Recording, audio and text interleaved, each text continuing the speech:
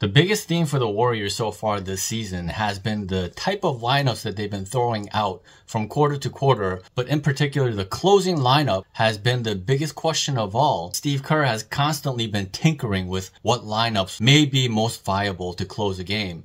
It just seems different game by game, and this is something that they have to get to the bottom of as the season progresses. They've played a bunch of half-decent teams, and once they get to better competition, once they play against some of the better teams in the league, they can't continue to not be certain about what they want to do when it's time to close a game. They may have some variations here and there at shooting guard sometimes, at center, at other times, but the bottom line is they have to get to a lineup that they can reliably trust, knowing that that lineup is going to be their best defensive lineup just about every single game. So once again, against the Wizards, there were some wonky lineups that just weren't as successful as Steve Kerr wants it to be. I think Steve desperately wants to recapture some kind of death lineup. The thing about those death lineups were that, well, first of all, Draymond was a lot younger, but more importantly, he's always had a reliable power forward next to him. If you want your defense to not only be great, but championship caliber level, then Draymond consistently has to have a reliable forward next to him. When Draymond is the center and he's the rim protector and he's the last line of defense, there's got to be somebody next to him that can reliably rebound. There's got to be somebody who can reliably play help defense. If there are certain switches and Draymond's man ends up going against the power forward, sometimes there's going to be cross matches. It cannot be Wiggins or Kuminga that's next to Draymond. And then on top of that, Steve has a tendency to go small with the other three positions as well. So then the Warriors just become extra small. And throughout the course of this season, those lineups have not really succeeded. As a matter of fact, those lineups have been a path for the Warriors to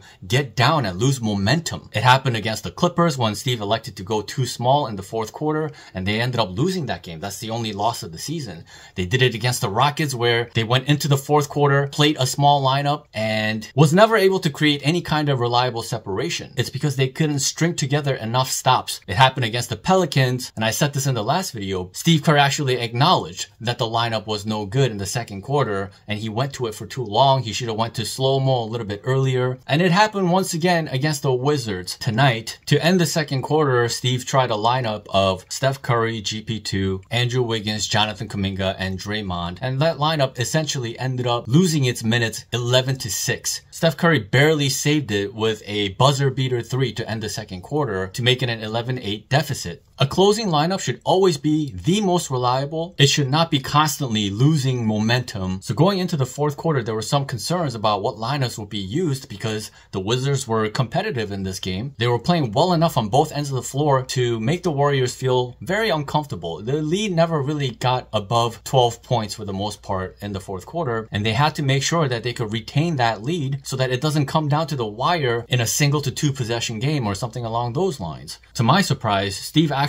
went with a big lineup for a majority of the fourth quarter. As a matter of fact, when it came down to crunch time, he actually went away from both Andrew Wiggins and Jonathan Kuminga and went with a lineup of Steph Curry, Buddy Hield, Slow-Mo, Draymond, and Trace. That is the biggest lineup that I've seen Steve Kerr play to close a game in the last, I don't know, maybe 3-4 years. I can't remember the last time that he went with a lineup that big. So the score was 111-102 with 5 minutes left to go. Steph Curry comes back into the game and they are closing with this lineup that I just mentioned. It looked a little bit funky. It looked a little wonky at times, but their defense became more imposing. Kyle Anderson was able to be effective on both ends of the floor for the team, adding great length on the floor, being able to initiate the offense, being a ball handler. And in about a 2-minute span, they were able to outscore the Wizards 9-4, giving them 120-106 cushion, a 14-point lead. And those are the kinds of results that you want out of a closing lineup. From there, Steve went on to eventually replace Slow-Mo with GP2, and then eventually he replaced Trace with Looney. I don't think those moves were actually necessary. I think they could have just closed with the 5 that he chose to go with. But at the end of the day, as long as he doesn't mess with the structure of the power forward and center spot, and as long as he has another reliable defender at the 3, usually it's Andrew Wiggins. I actually didn't appreciate the fact that Andrew Wiggins didn't get to close this game. He obviously struggled in this game shooting 1 of 9 from the field, but he's a vital part of what the Warriors are trying to do this season at POA. And it's important to make sure that the starters don't lose confidence in their games. You have to have a set group of guys that you can rely on, and Andrew Wiggins is certainly one of them. Bottom line, they won the game 125 to 112. They are now 6-1, one of the best teams in the league. Steph Curry obviously made his return from the sprained ankle, and he looked really good, scoring 24 points in 24 minutes. And apparently, the minutes restrictions will be mostly taken off by the time they face the Celtics on Wednesday. So this is great news. The only guy they're missing now is DeAnthony Melton. Hopefully, he'll be back soon. Obviously, there's a showdown that's going to be taking place soon enough. Actually, the Warriors have some monster matchups coming up. Here are their next 6 games. The Celtics, who are 7-1, the Cavaliers, who are 8-0, Thunder, who are 7-0, followed by the Mavs, Grizzlies, and the Clippers, who the Warriors lost to the last time they played. There's been a lot of talks about, can the Warriors actually compete against some of the best teams in the league? That's been the biggest question mark. A lot of people have doubts, saying that they've been playing lesser competition and whatever they're doing right now is not real. Regardless of what happens in the next 3 games or so, to try to illegitimize what this team has done on both ends of the floor and fundamentally changing everything about who they are from what they've been the last couple of years. It's just people not wanting to come to terms with the fact that the Warriors are back, because everybody just, for whatever reason, wanted this dynasty to be over. Klay Thompson is gone. The big 3 is broken up. Steph Curry is 36 going on 37. Draymond is old. Blah, blah, blah. I actually feel good about going up against all 3 teams that are coming up. And my general prediction is that over their next 5 games, they'll probably go something like 4-1.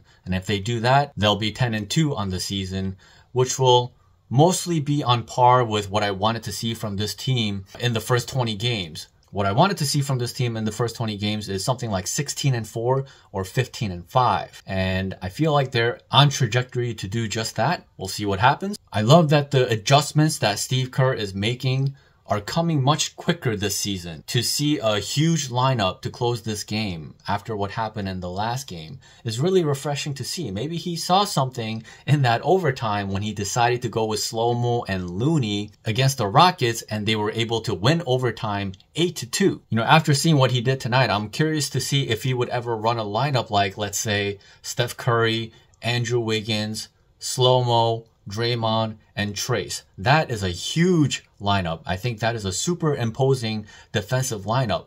Now, offensively, you may have some questions, but if they can consistently get stops and get out in transition, I really think they can formulate certain lineups that can really run teams out of the gym. I understand that Steve believes in small lineups, but if you think about it, Trace is 6'9", Slow-Mo is 6'9", Draymond is 6'6". Technically, these are other variations of small lineup.